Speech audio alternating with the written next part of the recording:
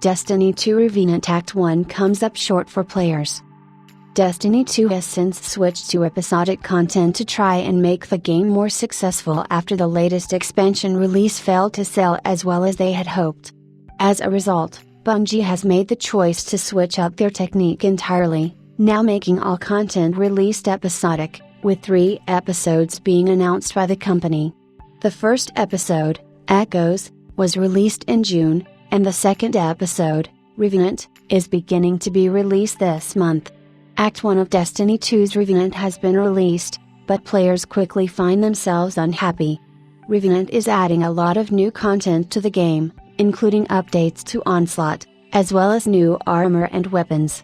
However, one of the biggest features is the removal of content time gating, something that fans have been annoyed with for quite a long time.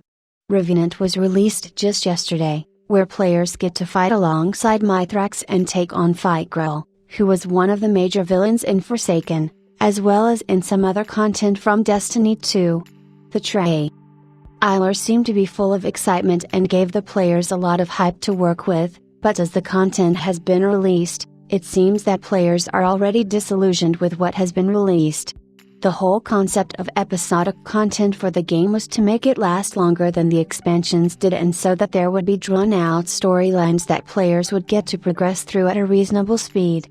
However, that does not seem to be the case with Destiny 2's Revenant. With the time gates being removed from the content, it seems that there isn't much content there to begin with. In the first act of Episode 1, it seemed that players were unhappy with the meaningful narrative being time-gated, as it just didn't feel appropriate. However, players immediately began to express their disappointment in the new content, as players found out that there was just about an hour of meaningful content in the new episode release. Granted, this isn't the entire episode and is only the first act, but the first act is comprised solely of 3 missions for players to complete in its totality. Players will now have to wait until November 19th for Act 2 to be released, and there's no guarantee that there will be any sizable content added in that part of the episode, either. The trailer seems to have overhyped the act, and players have been left incredibly disappointed. Already, YouTube videos are coming out expressing their disappointment, and the Destiny 2 subreddit is brimming with commentary about the recent content added to the game.